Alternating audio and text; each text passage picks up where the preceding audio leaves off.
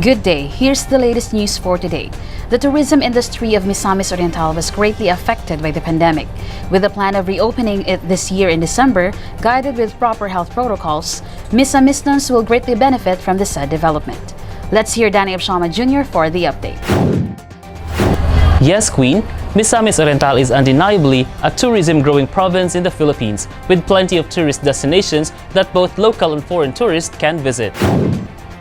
In line with this, the Provincial Interagency Task Force of Misamis Oriental, under the supervision of Dr. Jerry Kalingasan, has always been supportive to Governor Bambi Mano's tourism program with the plan of reopening the tourism of MISOR this year in December. With the ceaseless rise of COVID-19 cases in the country and the relentless descent of cases in the province, the tourism industry of Misamis Oriental will surely be able to regain its momentum with the proper regulation imposed by both the national and provincial IATF. On Monday's virtual flag raising ceremony, Dr. Jerry Kalingasan informed the public, especially Misamisnons, what to do first before the tourism industry is reopened again on December. Firstly, he encouraged Misamisnons to get vaccinated. Secondly, embolden the people of Misamis Oriental to get prepared by protecting themselves against the virus. With the plan of reopening the tourism industry of the province, many lives will surely change for good as jobs begin to grow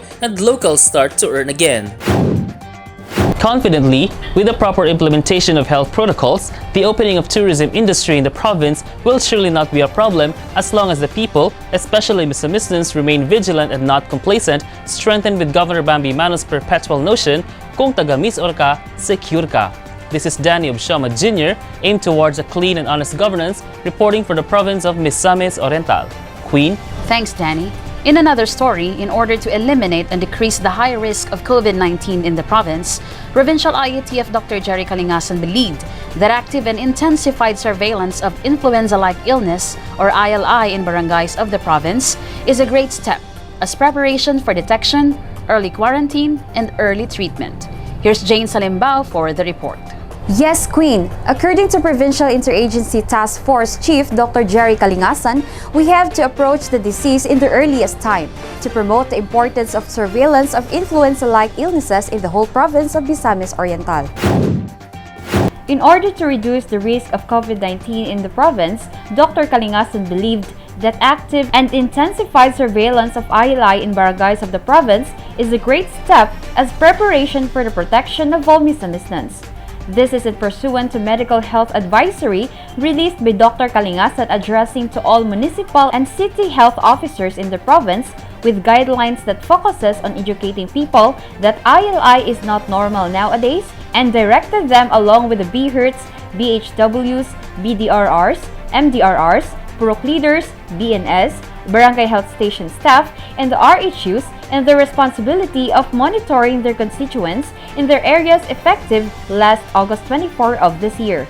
He added that the said COVID-19 response is not for reporting purposes only, but for detection, early quarantine, and early treatment. He also promoted that COVID-19 can be treated by following preventive measures in order to protect everyone's health.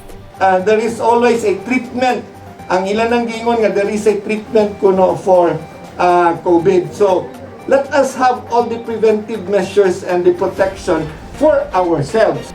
Moreover, he also emphasized that the barangays are doing its endeavor in helping the people living in their community get rid and protect themselves from the deadly virus. Ang atong kabarangayan karon is on the nanagyud sila sa kanang footwork on monitoring and on the surveillance of ILI.